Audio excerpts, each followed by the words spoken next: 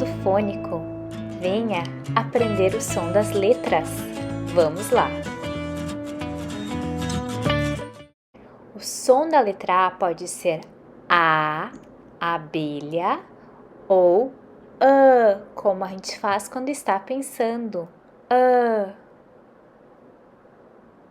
O som da letra B é B, borboleta, B, bola.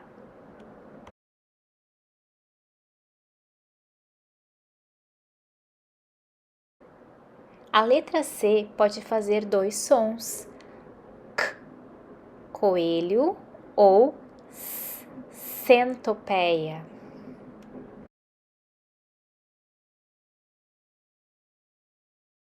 O som da letra D é D, dado, D, dinossauro.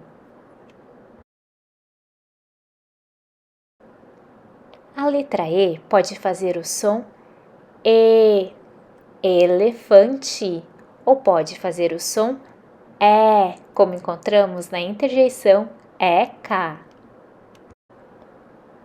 O som da letra F é F, formiga, foca.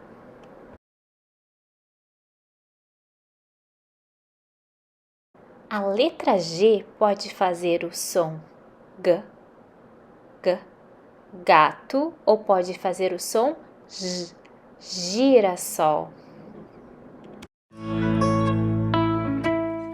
Espero que você tenha gostado de aprender o som das letras do A ao G.